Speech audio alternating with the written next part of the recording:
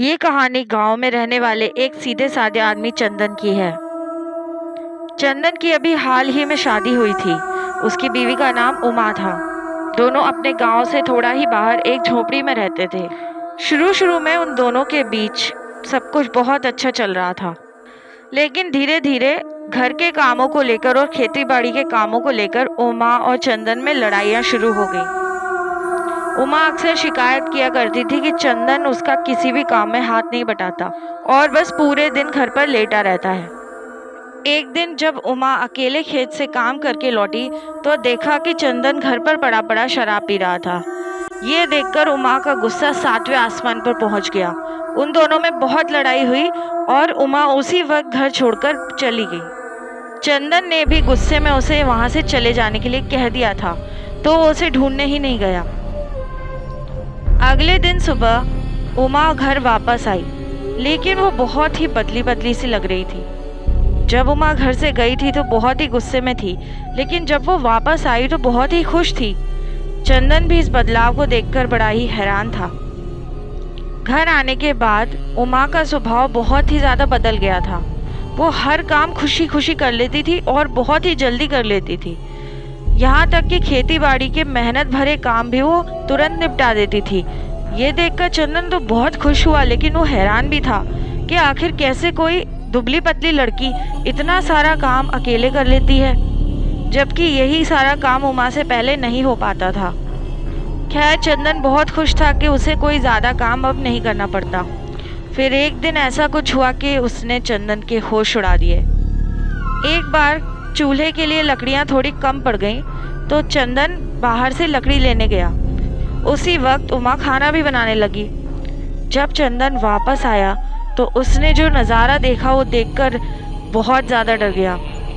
उसने दरवाजे के पीछे से देखा कि उमा चूल्हे के अंदर अपना पैर डाली हुई है और उसी पैर की आग से वो खाना पका रही है। जाहिर है ये काम कोई आम लड़की तो कर ही नहीं सकती। और उमा के चेहरे पर भी कोई तकलीफ नहीं है, वो तो हंसते हुए खाना बना रही है। लेकिन चंदन ने चालाकी से काम किया। उस वक्त उसने कुछ भी रिएक्ट नहीं किया। वो चुपचाप जाकर अपने बिस्तर पर लेट गया, जैसे कुछ हुआ ही नहीं हो। अगले दिन वो तुरंत अपने गांव गया और उसने ये बात अपने बड़े बूढ़ों को बताई। और उसने ये भी बताया कि पहले तो उमा से कोई भी काम नहीं हो पाता था, लेकिन अचानक से वो इतना सारा मेहनत मजदूरी का काम करने लगी। और कल की घटना भी उसने साफ साफ लोगों को बताई, जिससे लोगों को भी शक होने लगा कि ये कोई आम औरत नहीं है। ओझा को बुलाया गया और सारे गांव वाले चंदन के साथ उसके घर पर गए। ओझा को देखते ही उमा भयानक गुस्सा हो गई और उसका असली स्वरूप बाहर आ गया। वो एक डरावनी पिशाचिनी में बदल गई। ये देखकर गांव वाले बहुत डर गए। फिर ओझा ने उससे सवाल किया कि आखिर तुम क्यों इस घर में आई हो और क्यों उमा का रूप धारण करके यहाँ पर रह रही थी। तब पिशाचिनी बोली कि मैंने इसकी बीवी को अपने मायके जाते हुए देखा। मेरी हमेशा से इच्छा थी कि मैं शादी करके एक घर में रहूं और एक गृहस्थी वाला जीवन जीऊं, लेकिन मेरी शादी किसी से नहीं हो सकती थी। इसीलिए मैं उसका रूप धारण करके यहाँ पे आ गई। मैं चंदन को नुकसान नहीं पहुँचाना चाहती थी। तब ओझा ने कहा कि जो तुम चाहती हो इस दुनिया में संभव नहीं है, लेकिन अगर तुम यहाँ से जाने का वादा करो तो मैं तुम्हें मुक्ति दिलवा सकता हूँ। जब मुक्ति की बात हुई तो पिशाचिनी मान गई और उसने ओझा से कहा कि वो इस भयानक शरीर से मुक्त होना चाहती है।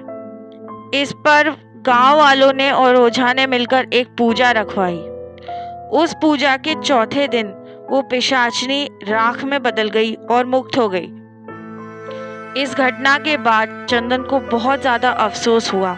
वो उमा के मायके गया और उसको वापस अपने घर पर लेकर आया और उसके साथ ही वो उमा की खेती बाड़ी से लेकर घर के कामों में भी बहुत मदद करता था। तो ये थी आज की हमारी story. Thank you for listening.